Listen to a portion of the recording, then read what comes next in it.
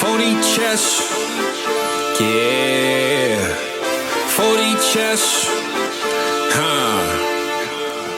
40 chess. Let's get it. Yo, is that T-Dog? 40 chess. 40 chess. Hey. 40 chess. This a trade show. Patreon where the trades go. Tap in and watch. That's what you came for. Ain't gotta say my name. They know my name, bro. What's good, man? We got McNutted in ATM. Always start off the show with a trade from them. You should always make sure that your trade is in. Patreon, why not be a Patreon? Know you wish you could spend every day with them. Tap in and say what you gon' say with them. South Harmon can fill up a stadium. Next time you log in, make sure that you bring a friend. We about to kick off, let the day begin. Go follow the socials. 40 Chess FF is posted. If your trade is an F, you get roasted. Go like and subscribe for the crew. Apple, Spotify, and the YouTube. You know Cooper got the warp too. Let us give you a walkthrough. 40 Chess. This is 40 Chess. What's up, everybody? Welcome back into the Dynasty Trade Show. So glad you could join us. Just a friendly reminder, if you want your deals featured, patreon.com/South Harmon. $5 tier is the one you want, but we got tiers for everybody. $1 tier all the way up to the big money Savage tier, where we're doing crazy stuff, especially every Thursday night with our live Thursday night football watch parties and constant shit posting. But Adam, buddy, how you doing, man? Rocking the G-Dub jersey for this one. Yeah, you know, Mike, the last 2 weeks haven't been pretty. I ended up making a trade in the big money league for him, and kind of like, the initial offer I thought I was going to have, I've turned down. And then it turns out he's like, I have to win this week. So I ended up getting Garrett Wilson and Drake May for Evans and Rome, and I really need a quarterback. So I still prefer Evans to Garrett Wilson, but I'm like, damn, I got Drake May, take the bye this week. Come on, Garrett Wilson. I know Rodgers is screwing you, but I need you to come through for these last few weeks for me. Just do something, do anything. I don't know. We'll see. But I have faith in my Ohio State guy. Mike, we're going to start this off. And if you've seen the thumb, you know Brock Bowers is the thumb. And listen, there is nothing negative really to say about one Brock Bowers' performance as a rookie. This man is setting the world on fire, records. Like, he's got more catches than a tight end ever with all these weeks to go.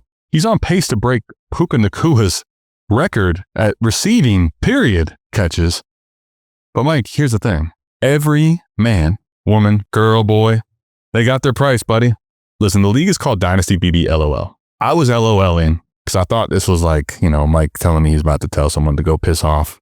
No, he got this deal to him. Best part of the trade, Mike, that I didn't know until you told me. You ATM this thing. For those that don't know, at this point, ATMs don't work for me anymore, Mike. The crazy part. Like, if the only way I try and ATM on people is if I know they don't listen. And I'm like, all right, let me see if I can get this done. Because the thing is, you got this offer to you, okay? You get Jordan Love for your Brock Bowers. And you had the stones to pull the ATM. Like, no, you know what? I need Noah Fant too. And if you give me Noah Fant in the ATM, which you're not sending a counter, you're leaving that offer open, and you hit a new offer, add Noah Fant to the deal. Mike, I mean, listen, the down tier from Bowers to Noah Fant is real, but in the A-Warp tight end life, plus you're getting a quarterback, say whatever you want about Jordan Love and being careless with the football, that to me is top 12 still in Dynasty. This is the price that this way too good to be true. The only reason you shouldn't have sold in the past is if you can get this now. Got sent to me. You hit all the major points, man. It's a best ball league, 2 tight end league, which made me a little apprehensive about your Bowers. Okay, 2 tight end, yeah. Right? But the one thing I do know, if I have any reservations about a trade, got this fancy tool that encompasses all sleeper leagues, all your fantasy leagues. I can actually figure out who is meaningful in my lineup every single week in a best ball, who's helping me actually win games on a team I'm competing on. I go to the Warp Tool, Adam, when I see the initial offer. And I did have a little bit of reservation because Jordan Love, like you said, a little turnover prone, been hurt, not been playing the... Yeah, been banged up this year. Good call. Right. Go to the Warp Tool. And of course, Total Warp. You look at it, you go, wow, yeah, Brock Bowers, 10th in the league. What a stud. You know what, Adam? Guy who's just outside the top 20, Jordan Love. Love. Yeah. So the great thing about our tool is I can search it on A-Warp per game. I can go, all right, let's take out the fact that Obviously, I knew Jordan Love wasn't playing the weeks he was hurt. Announced Malik Willis as a starter for that. Where do they, if that gets taken completely out of the equation, where do they actually rank? And in WARP per game, Jordan Love smashing the shit out of Brock Bowers. So, of course, out of my go, like, man, I should just smash accept this deal. But I said, just in case, let's try the old ATM. Let's leave this one open. Let's make a brand new one. It is a 2 tight end league. He's got a tight end that interests me that probably doesn't cost a whole lot. You know, something For sure. I could just sneak in. One of the things, Sneak in our boy. what? Listen, the great part about that in the ATM, Mike, is it feels like a very low risk ask, right? Nobody's as fond as you or I on Noah Fant. Somehow I become more fond of Noah Fant. It's just, I'm leaning into it at this point. What I do notice though, Mike, is to your point, right? When I look at this is the AWARP graph. Now, this is not the per game. This is just the regular graph. Brock Bowers, listen, man, he's been balling. And in leagues where you're well over 1, like, this is a player, Mike, period, that I want, okay? I want to make that point. Like, I'm not trying to say Brock Bowers is not there, but, dude, just look even still, Mike, right now at this graph. Like, even still, all the great things he's doing right now. Look at how many players I would still rather have than the tight end of Brock Bowers. Like, just from a visual standpoint, right? Now I'll pull up the WARP per game graph, and to your point, man, the quarterback and the tight end line kind of hover around each other, but I forget where you said he was, Jordan Love. He was now near top 10? Near top 15? Yeah, Jordan Love in WARP per game. 8 right here. Check this out, right there. 8 overall, right? So you're getting that, Mike. And I feel like the other thing that's to be noted, if I need a tight end in a league, even in a 2 tight end league, Mike, I'm a lot probably easier to find that at some point, somewhere, somehow, than I am, hey, I need, in a Superflex league still, one of the 32 quarterbacks that are starting this week. Hell, Tommy Colcutt's, Mike, in all the leagues that we're in. How many times did he not get bid healthily on? Like, I missed him in a lot of leagues, right? So did I. I think I only hit maybe 2 or 3 shares, and I was aggressive bidding, you know, like 30%, 40% of your budget. I'm mad I missed him in the shit OG league because I have I have a lot of everything, but I'm like, man, I should have been more aggressive, and I got outbid pretty heftily there. I think in $100 budget, he went for like $50. So I guess the point is, overall, quarterback versus tight end in general, and when I see WARP like that, I'm leaning the Love side. All that to say, Mike, Noah Fant as the cherry on top. Come on, man, I'm ready for dessert, buddy. That's like get me all excited now. Mike, I mean, you're out here cooking. People are finally dealing again. Let's go. We got Marquez Valdes-Scantling and Rico Dotto. This is a big heavy hitter deal for a 3rd and a 4th in 2025. I know that had to really pain you, Mike, getting rid of them picks. The one thing I will say in a lot of these leagues, this is the same league though. I don't know, is this pre or post NFL draft? This is post. This is post? Okay. Well, then you hit it on the head. Like, in the pre-NFL draft ones now, Mike, the 3rd and 4th, I'm not going to act like I won't throw them away. Okay, I will. But they're like mildly more, I might hold on to this thing because, yeah, dude, Tyrone Tracy's, so many players I look back on these pre-NFL drafts, I'm like, dude, these picks were like actual hits right now. And they're those players in value today versus a 3rd in 2024, seismic differences. So that's one thing to note, but in a post-NFL draft, Mike, now you can fucking have these picks. I mean, listen, Marquez Valdes-Scantling, go ahead. The other way, right? Like they think, the third, like they think in the post-NFL draft, oh, I got more clarity, more certainty on it. So does fucking everybody else. Like so the shittier players do get pushed down farther. In pre-NFL draft, it's more of a crapshoot for a lot of these players. Like you're praying they get the draft capital, and all of a sudden you get a good situation. You get a Tyrone Tracy, who you look at the depth chart and you go, well, Singletary's one thing, but who's the backup? Eric Gray. Well, he fucking sucks. Yeah, Tyrone Tracy might actually have an opportunity here. So that guy you drafted in the 4th round of your pre-NFL rookie draft, you're like, hey, there's a good fucking chance. There's a good chance. And then when you see it hit, it is a massive, massive payoff for what you spent. Absolutely. It's hard to quantify, honestly. A pick like that you're kind of viewing as a throwaway, right? You're taking the best player available and somebody that has, to your point of Eric Gray. Eric Gray's a no speed score guy, right? And Tyrone Tracy, very different. there's upside, but is he ever going to even get the chance? Mike, when he took the chance and ran with it, that's huge. These players here now, though, listen, Marcus Valdes-Scantling may never do again for the season what he did the last 2 weeks. Yeah, for sure. But he also just might. I mean, this is a big play guy waiting to happen. And somehow, some way, Derek Carr has gotten him 2 weeks in a row. Would not shock me if throughout the season he hits him for another long one at some point. Mike, if he did that one more time for you, you've made your money back. You've made your money back. One big play. Literally, that's what it is for the way I'm viewing this. I feel like Rico Dowdle was really cheap in this too. Like I don't see a ton of upside, but at the same point, for a third, I mean, I think as a contender, this is a pretty easy buy in a best easy. This is stupid easy. Let's talk about it from Nick Bach's side. Because he's tanking. He's down at the bottom. And he's fighting for the 101. Like, is this the kind of moves? People will definitely say, well, it's probably below market. But if he comes out and he asks for a second and a third for each one of these guys, people are going to tell him, get the fuck out of here. And are going to get him off their team. Like, he's never going to get him off. Rico's not going for a second. This is not. If he asks for 2/3, is that price too much? I would say yes, because people would justify the Rico one, but then they go, I'm not paying a third for him. Yeah. I do think, and I'm curious what you say here. I think this is one of those where if I'm in that situation, and I know I have to try to get every bit of juice I can, but I don't also I'm not sitting in the position to just wait to squeeze the lemon. I need to get it now. I don't know. What would you have considered? Let's say he hits you with 2/3 and throws you back a fourth, something like that. Probably not. I probably would have declined it just for the simple fact that you know where he's standing from. Yeah. Sure. I know where the leverage is, and I know that fourth does nothing for me in reality. I'm probably gonna have a hard time buying anything for a fourth that's actually reasonable, or you even feel better about than something that's at the end of your bench already or on the waiver wire potentially. So yeah. Well, let me ask you this then. Is there anything else on his team that was worth extracting that like he could have thrown in to get a third out of you? Like, I think the point is whether it would have actually worked for you specifically here, it may not have. But one thing to consider, at least for me, is if you're trying to get that little extra, you got to be extremely careful not to go too high because you'll never sell. But also, is there other avenues? Like, can I throw another turd? Can I throw another hamburger turd into you, Mike, here, and maybe get that third, right? Those are the type of things I think I'd be exploring if I was Nick Bach. like a Justice Hill. Perfect.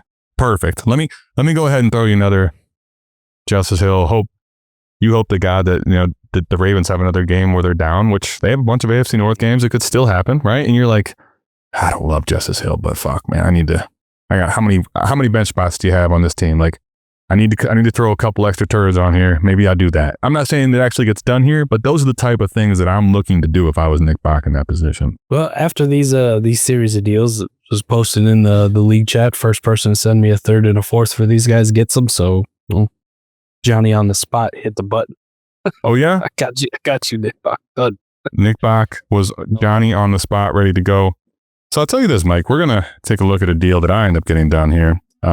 I'm getting ready to run the warp so you can see, because here's the thing. You'll see the image here. Somebody puts, come on, is this a real trade? Best part is you might be surprised as to what and why he's thinking this. So here's the settings, Mike. Here's the trade. All right. When you look at this, I want you to tell me how bad I got gaped. This is a 12-team, Superflex, half PPR, half tight end premium, 0.2 points per carry. It's a best ball start, 12, Dynasty best ball. Mike, I'm going to pull the warp up here so you can see, but this league here, with a half PPR, 0.2 points per carry, and only a half point tight end premium. This league is very driven by running backs and by quarterbacks in particular, because of 6-point passing touchdown, but also in particular the ones that can run with that 0.2 points per carry. So what's crazy is you think about last year and 2 years ago, probably like running backs definitely boosted in this league, but with how running backs are performing now, it is just crazy in this league. But I'm sitting here in this trade. Christian McCaffrey and George Kittle, they're coming my way. I'm 10-0 trying to make a run here. I'm sending away and out for the season Brandon Ayuk and Drake London. Like, just off name, cachet, and value, it looks crazy. It feels insane. I'm curious what your thoughts are here as I pull up the warp. So I don't know if people really want to hear this, but Brandon Ayuk for George Kittle is a fucking smash. Like, that part, actually, I felt good about it. I don't actually feel good about it. I feel good about it knowing that that's just what reality is, right? When Brandon Ayuk was healthy and all that, we're having a different conversation. But in this format, actually, yeah, I'm 100% with you. As much as I don't love tight ends, I'm just trying to get off of Ayuk, frankly. in a best ball format as a contender, Brandon Ayuk is a detriment to your team. So finding a realistic pivot to anything of like subsequent value or production is a major dub if you can get off of them. 6 weeks ago, we would have laughed at you. I would have laughed at you. Like, what are you doing? This is a major loss. But now the way things stand, people need to understand that in a best ball league with no IR spots where you can't hide them, that's an active 0 every single week. That's a detriment to you. You're better off with a fucking Daniel Bellinger who may catch one pass. You just pray it's one pass for a touchdown. So to get a tight end who's top tier, even though you and I both agree tight ends don't really matter, not really how you want to build your team around, I will gladly take a George Kittle for my Brandon Ayuk in every single situation I'm a contender. No questions asked. I will smash the shit out of that deal. Now, on the other hand, Drake London for Christian McCaffrey, the way it stands now, even with CMC back, is a loss in dynasty value. It is. But as totality, I think it's such a big win with Brandon Ayuk to Kittle. I'm okay giving up the London for CMC part and foregoing the dynasty value in the hopes that the league scoring warp running back production of Christian McCaffrey far exceeds Drake London's production and offsets the ability, the long-term dynasty value of Drake London, because you're going to get a championship out of it this year and you won't really care. Yeah. You know, Mike, so this is interesting because in a few leagues, especially, you know, I cut back on some leagues this year, but I'm still playing in 20 plus dynasty and I'm playing in a handful of redraft here, right? Which is still a lot of different leagues and a lot of different formats. And what's really cool to me about the warp tool is in the leagues where the variance with scoring is truly to be noted, the warp tool is invaluable, man. The warp tool is invaluable. And I want to, the visual of this here, like, I think when I put it up, I'm like, damn, people are going to be dunking all over me. And that's okay, because I want you to see something here. Mike, take a look at this, buddy. Take a look at this puppy here, right? Like, this is what we're dealing with in this league. This is absolutely insane, bro. Like, the warp graph, sorry, I'm trying to get it all centered for you. Look at this green line. That's the running back line. Just to show you, this is the A warp, not the per game, okay? But James Cook is at 1.69. Chris Godwin, I mean, let's use Drake London just for the sake of the point. Drake London is at 1.043 at wide receiver 10 in warp. Not that he's not smashing. I mean, he absolutely is. But a James Cook level player, hell, a Tony Pollard level player, a Aaron Jones, the level of warp difference is humongous. And this is a guy in Christian McCaffrey that's getting a ton of work. Now, the market value thing is still very real. And don't get it twisted. I don't love to give up Drake London. I'm not sitting here like, oh yeah, here, Drake London, just have him. But look how flat this blue line is, Mike. This is one of the things that, I mean, are you kidding me? Like, this looks a lot worse this year than it has in the past. But just, there is Jawan Jennings at 0.67 to AJ Brown at 0.915 is 0.3 games. It's not helping you really, bro. Like, I mean, it is, but he's not winning you weeks really. Like, he might win you a week here or there. But guess what? Jawan Jennings also had a big pop week. And the reality is, unless you have these huge pop weeks, a lot of these receiver points are going to be somewhere between 9, 12, 14 at most. And you make that up tenfold by running backs in this league. So I felt like this trade actually is huge on warp, although it doesn't change what dynasty values are. It's just huge to talk about the warp part. One thing when we talk about this warp too, right? You're looking at total warp for the season on the graph, right? That tells you one story. If you look at warp per game on these guys and go look at the table on it, the number one wide receiver in the league in warp per game is Jamar Chase. He's the 20th overall player at 0.165.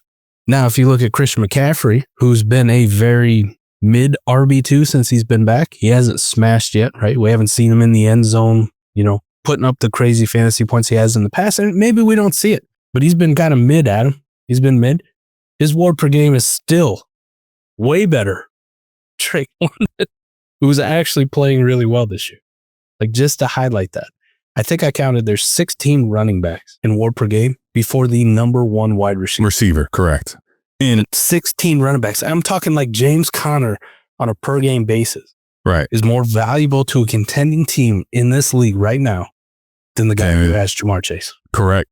What this doesn't bake in, Joel, who owns Chase and Burrow, he has a little bit extra because they typically go hand in hand when they go off. But the truth is, me adding McCaffrey to the team that I have, which has guys like Jonathan Taylor guys like, Kenneth Walker, guys like Devon Achane, guys like Jahmyr Gibbs.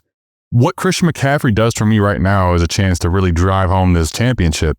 It's worth foregoing Drake London. And I didn't love making the move because I'm in a position, I'm 10-0. I'm like, I don't know that I have to make this, right? But what I didn't want to do was look back in the championship game, in the semis, and be like, hey, dummy, you tried to thread the needle with Drake London because you love the future value, and you lost. Was it worth it? Hell no. So we forego the market, and we're trying to go win, man. And I think one of the points, the last thing I'll say about this, and we'll get to the next trade because we don't have to talk about mine all day. I'm at the point, and we talk about this in a lot of different ways about how when it's time to push in, and if you should, the timing now, if you're in a spot where you have a real chance to lock up a buy, the time is now, man. Like it is time to go secure what you need to do to go win a title. If you are very much in striking distance of having a chance to earn a buy, that in a best ball league, even in a lineup league, is a huge thing. And if you have the opportunity to send in draft picks, trade away injured players, I still have a Chris Godwin I want to get rid of, right? Like these were trades I really have to make to give myself the absolute best chance to win this league. So it felt crazy, but this is what I had to do, I love to do this too, man. In WAR per game, Drake London is basically the equivalent running back wise to a Bucky Irving or a Rico Dowdle. Right, think about that. Rico, you just got for a third. Not a Christian McCaffrey. So when you break it down to WAR per game, obviously people are going to be pissed about the dynasty value. And I get it. We do play dynasty, so this is a long-term outlook to apply. And the Brandon Ayuk thing. But for a contender, this is a fucking home run, no-brainer. Enjoy your championship, my friend. Yeah, what I'm trying to do, Mike, is just make sure that if I lose this year, which I have found a way to have great teams and lost 2 years in a row, whether it was in the semis or sometime other, I want to leave no doubt. Like, if I get screwed, I get screwed, but I'm going to make sure as many zeros are gone. I don't want to be rocking in the championship game with Ayuk and with Godwin and all these guys on my roster. I'm good, Make sure you reach out to this caddy pusher, too, and see how much you can fleece him with the Warp Tour. That's the best part is we still don't know really which side he likes better. We're explained it. Yeah, it was, he tried. It's fun. Football is forever. Okay, let's talk about Noah Fant again. If Noah Fant was not hurt and not as exciting as Brock Bowers, he might make a thumbnail, but he just doesn't. Joe Mixon and Will Dissly, Mike, or Noah Fant in the 26th first. What do you want here? This is for context, right? This is a Superflex PPR league with a 0.2 points per carry, best ball start 11. Now it's full PPR, it looks like, but this might have some not quite as crazy vibes, but a little bit of similar vibes to where the running back might get a little bit extra boost here. And you're getting a guy like Mixon, who we're getting ready to talk about in AMA, as you'll have seen on Wednesday. This dude is top of WAR per game. Lord. Nuts, brother. What are you thinking here? I think you start with the Mixon or the 26 first. And I think with the way Joe Mixon's playing, and I would imagine with the way the Warp is in his league, he's worth every bit of that 26 first. Yeah. Now, you and I both like Noah Fant over Will Dissly, but I think we can be honest. If we were to go look at Warp on both of these guys, there's not much difference between the two. I mean, they're probably in a very flat tier right next to each other. Interchangeable, I like Noah Fant. One got the name value, the other one's old and gross and crusty and slow or whatever. But and Noah Fant's not playing right now, right? See ya. Yeah, I think this is shockwave all day. I get it. Maybe it's the other side's rebuilding. You get a little bit more name cachet. You get a 26 first and you want to get off the running back. Right. Especially with the way Joe Mason's playing, man, I can't be like, this is the best I'm going to do. Like, how do you even say no, right? I could have milked some contender out of more. I really feel like I could have milked somebody for more. I tell you, the crazy part about it is, Mike, when I watch the Texans every time this year, I like to watch them on Sundays and, you catch between red zone and the plays you have on. I'm switching back for a lot of games. But when you get to really sit and watch them, now granted, you kind of could have saw this coming versus a sorry fizzle inept Cowboys team. They're going to just pound it down their throat, right? So, but like Joe Mixon this year, dude, talk about someone we were wrong on. Holy crap. He looks amazing. This is the best version of Joe Mixon that I've seen in his career. I'm not even making shit up. Some warp tidbits on him. Number 7 in total warp while missing time with a high ankle. That's not even per game. Oh my gosh. You take that out and per game basis, he's number 1 and he's kind of smack. You talked about that 0.3 difference. He's got a lead over Lamar Jackson. That's pretty sizable in this league. And to further the point that I talked about, Will Disley, Noah Fant, in War per Game, Will Disley's outperforming Noah Fant in War per Game. It's not by much, but he still is. But that last game probably swung him Sure did. a decent amount ahead, and that's all it takes for the tight end position. You give me a week like he just did last week where he's tight end 5 and in a big way, you sizably jump the warp chart at tight end, right? And it's like my bet with Koopa on Josh Oliver versus Johnny Munt, man. There you go. It was a 1 touchdown game for Josh. Literally both those guys you could sing the lead. Both those guys you could just sing the song. All I need is a miracle. One of those guys gives you a big, huge play, buddy, and damn, you just swung that fence. Dude, I'm telling you, when I look at this, Koopa 3X, TJ Hawkinson jersey. Let's go with the purple. I need my money and my jerseys on time. That's the only thing I asked for, so I need it on time. Shockwave too, Mike. When I look at this is so no questions asked. You're sitting at 11-0, dude. Like, you got Barkley, you got Taylor, you got Gibbs. Now you load up Mixon, and you have, Mike, there's a second additional flex. There's a third flex. So you now can load into that next one, Pollard. You have guys on the bench still. Chuba Hubbard. Mike, timing is so key on this. If you would have made this trade in week 3, I'd have been like, why are we doing this? Like, you don't have to do this yet. It's not, you have a 0% chance probably of not getting a bye here. Like, this team is getting a bye. You're giving at worst. Like, if the worst case scenario happens to you, this is 109. I don't give a fuck. I mean, it's also in 26. So, like, I feel like maybe Funk just couldn't get much extra, because in this league, how many other people are like, yeah, when I'm looking at Shockwave's team, I want to go buy Joe Mixon. So maybe that's part of it, but man. Can we just acknowledge too, I don't think people really understand how much adding a point per carry in the league where running backs have been healthy. Oh yeah. The majority of the year. The elite have been healthy the majority of the year. Absolutely will fucking demolish PPR wide receivers. For sure. The crazy part is, Mike, I have a lineup league, right? It's a lineup start 9 where I used to, with the 4 flex spots. So it was 2 running backs and 2 flexes, right? Those 4 spots back in the day when we started making 4 DHS, 2022, 2021, always running backs. It just had to be, right? I finally rebuilt my team, shaped it all around so I can play 2 wide receivers and then 2 wide receivers and flexes. All for this year now, when I did all that work, to be like, damn it, I got to get the running backs back in there now. Like, when the running backs stay healthy and they're playing the way they are, plus the fact that the receivers are banged up and hurt just for the season as much as they are, it's not even close when you put points per carry in. And then if you go down to like a half PPR or something, they're worlds and worlds of different. All right, Mike, let's go to the next one, because frankly, like, we just sit here and stroke and, blow Shockwave all we want, but that was just he killed that deal. Speaking of that, how about Slapdick 2.0? 12-team Superflex, PPR best ball start 13. We're in a lot of best ball leagues, and I kind of love seeing it. Redwoods, guy of ours, plus Tit Sucker 69. The deal here, Mike, multiplayer deal with its gross parts and nice parts. Cedric Tillman, George Pickens, Demario Douglas, make sure we get that correct, not Pop. Mac Jones.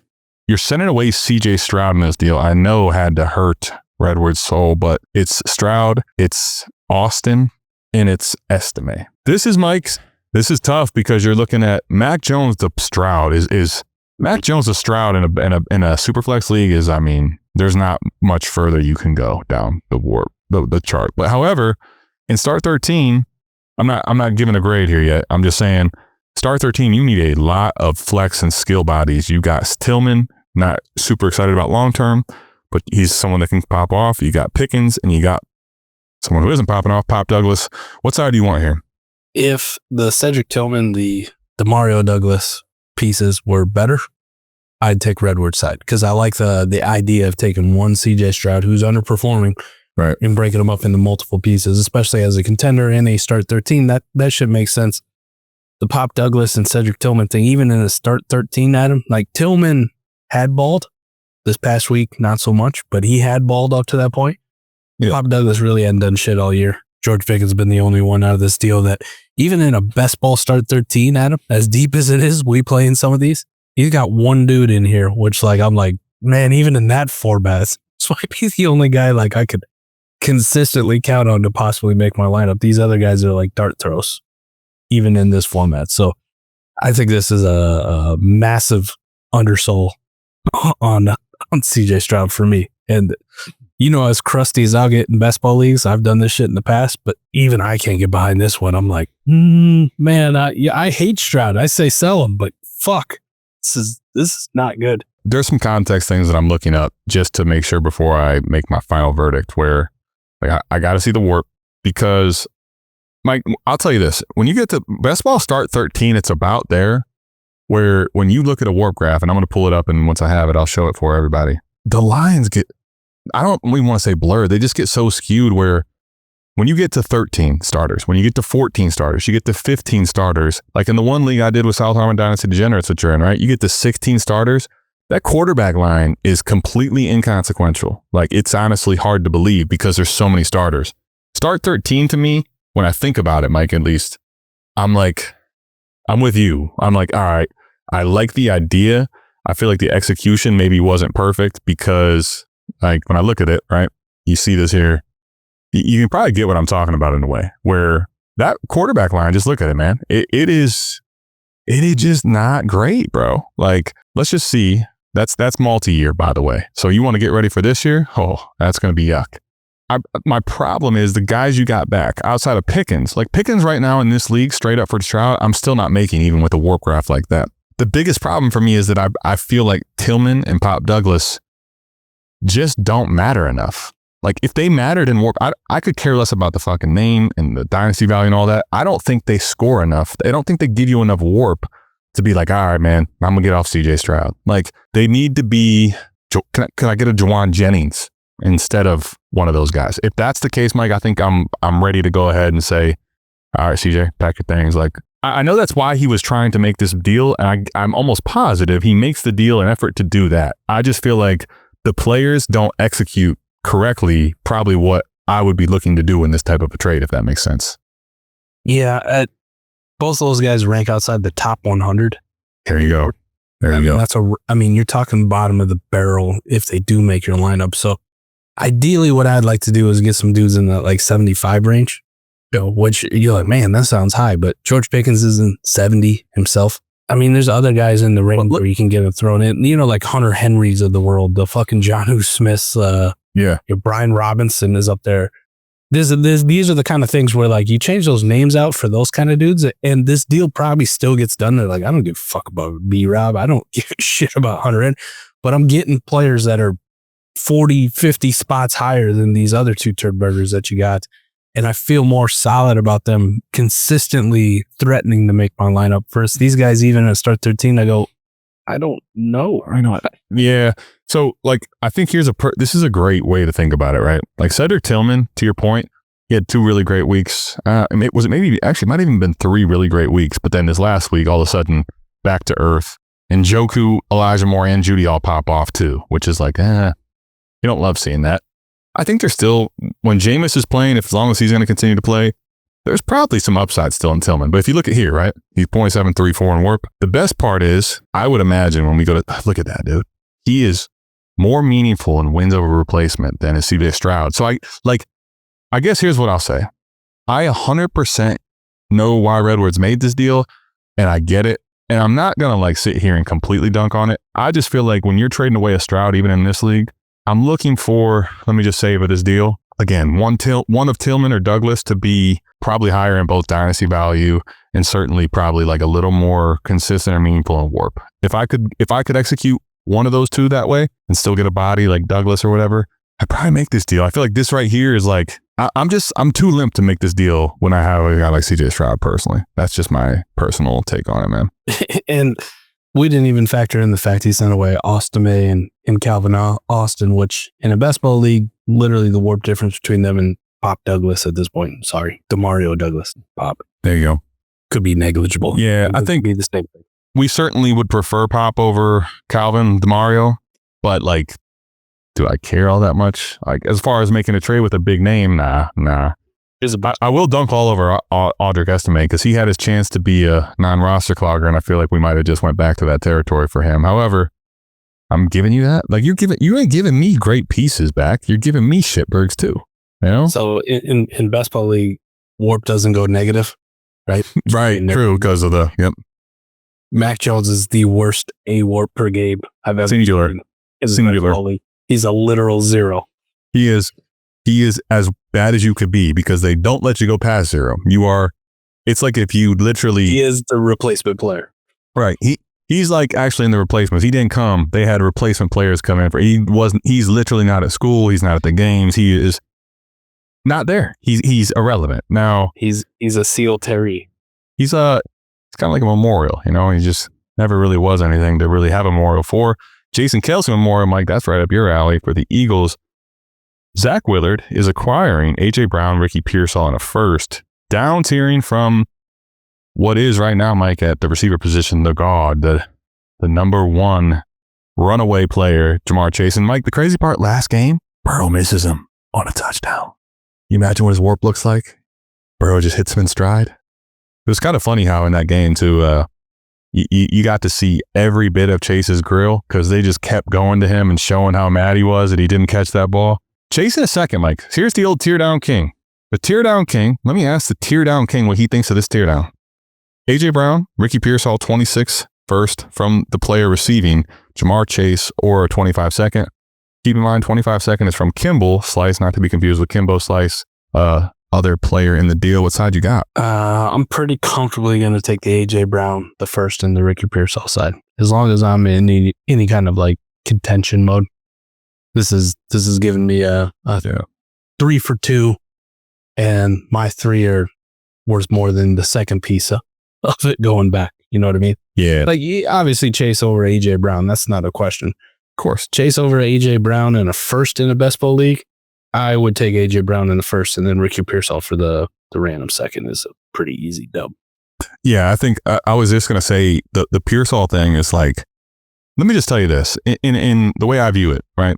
This is one of those trades where in a start 12 league, for most rosters, like Ricky P is just a player that he's meaningful enough because he still offers. He gave you that 0 last week, but who cares? He gave you a great week the week prior. I can live with in best ball.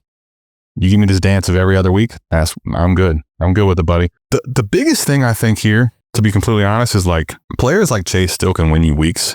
I think really the market of what Costco, whoever, and maybe, I like that Costco. What Costco can do for you with this 25 second. Because if let's say he's able to in a market like this, flip that second into a player that's Ricky P valuable or better, I think I kind of like, I still want the A.J. Brown side, but I can understand why someone would make that up tier. To your point though, I think a lot of times in leagues like this, that second for Pearsall is already a win to the Pearsall side. So I'm paying too much for Chase here. Like I like to try to make Craftle up tiers in best ball because it has gotten so popular down tier, but this is too much, man. Still, I'll take the down tier side of this. I'll take the Willard side every time, you know? The only thing I would question just a little bit is Zach Willard is dead last in this league in rebuild. So I get getting the 26 pick, which right now the team who has it is very mid. Oh, it's going to be a mid pick in 2025. If it doesn't get any better, it's going to be worse in 2026. I like that bet against it. Ricky Pearsall's young and exciting. The one thing I will say, though, there is some risk with A.J. Brown unless you move him right now this season. Yep. Because if, let's say, A.J. Brown did have a pretty, knock on wood, serious injury, the age isn't going to be on your side, and the dynasty value is never going to recover, ever. 100%. I think this is a process play for Willard, and I think this is a good point to make, Mike, that you brought up for everybody. If you're in a rebuild of this, right, this is the proper process play, but to make the process, I think, the way I play and more fail-proof, Mike, A.J. Brown now is liquidated as well. I'm in liquidation season of, it doesn't have to be just draft picks, but I am multiplying assets here. I'm making sure that my Chase went from a 3 to 2. Now I make A.J. Brown, let's say a 3 for 1 or a 2 for 1, right?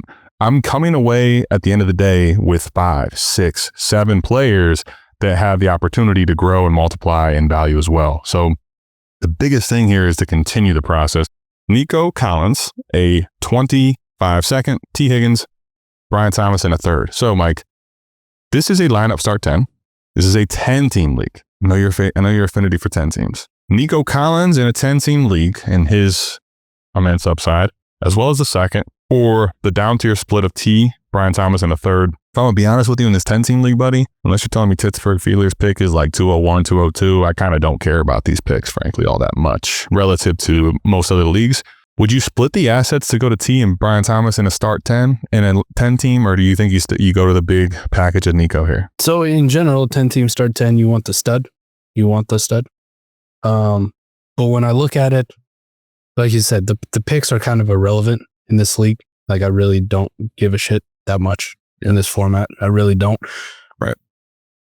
I think I'd rather have T. Higgins and Brian Thomas in this one. I'd rather have 2 shots at the dartboard than one Nico Collins. Even though Nico's great and, gave him a public apology and almost had a big game, but just, close in this first game back. I think I want the 2 shots at it, right? Because we also watched T. Higgins come back and, have a bigger game, right, than Nico Collins. Yeah. We've seen Brian Thomas have big games in his rookie year. I think I want the 2 pieces, and I'm going to hope one of them is Nico Collins or better, which if I was a gambling man, I'd say my money would be on the 2. Yeah. So you know what's crazy about when I look at this deal, right? Even though it's in 10 team, I really do get it for both sides.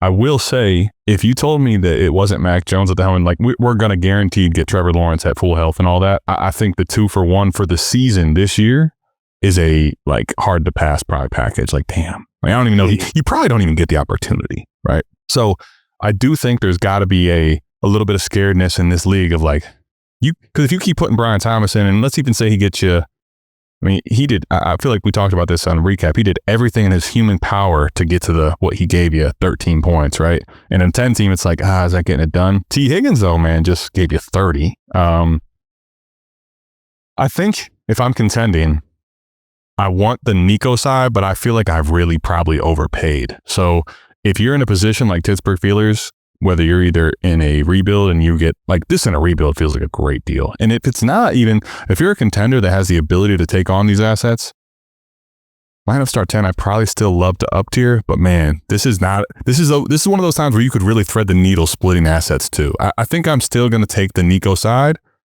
but that's a hell of a down tier, buddy. Like you're not giving up any, those pieces are not ancillary, bro. T. Higgins and Brian Thomas are punch powers in the 10 team even, The second's going to be early, most likely the 1.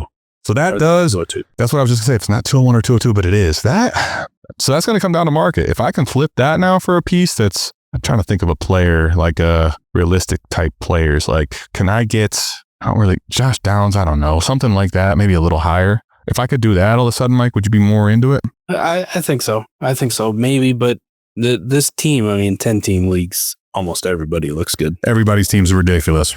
Yeah. So they're hard to gauge, but the team's pretty stacked. It's in 3rd place right now. Just had Nico Collins back off the injury. Might not be the worst move, man. I think it's a little bit more closer to what you were saying than I am, but I also, my affinity for the downside assets. Hell yeah. And going to 2-for-1. Yeah, I think off the big week, you're not wrong, but your T. Higgins love is immense. I'll never forget the McNutted start of his career with defending T. Higgins and veracity. That was what I'll always look for. Jersey, but I don't know what team he's going to be like. You don't know what team? You don't know what jersey? 85? Is he 5? Is he going to change his number again? Is he going to be on Cincy? Yeah, he was preseason, locked up on Instagram. So, Mike, Jamar Chase doesn't even have a deal in Cincy, let alone does T. Higgins. So, yeah, that's a good point. Quickly here, we really appreciate everyone joining. Patreon.com/South Harmon. Mike, you know what's crazy? We got a fair amount of patrons last week. We got some new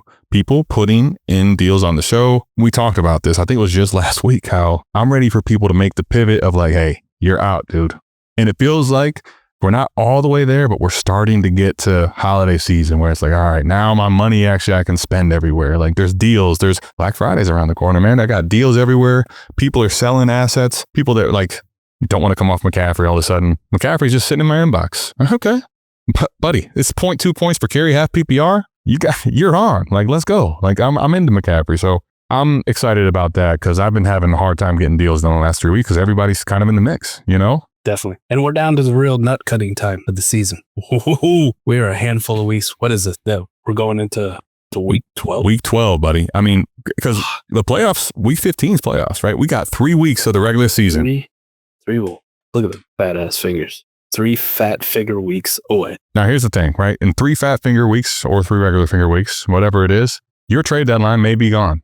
But here's the truth. It doesn't have to be, and it shouldn't be. In the trade show, it goes on. The trade show goes on. We have a lot of leagues with no deadline, and I think you should at least try it in one of your leagues at some point if you never have.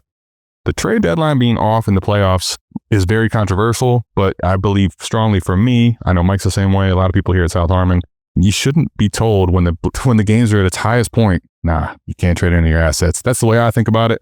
You let us know down in the comments what you think about the deadline, what you think about your teams. You got 3 weeks to the playoffs. We'll see you back here, same time, same place, next week for the Dynasty Trade Show. We're out of this thing. Peace. Love y'all. Peace. 40 chess. Let's get it. Yo, is that T-Dog? 40 chess.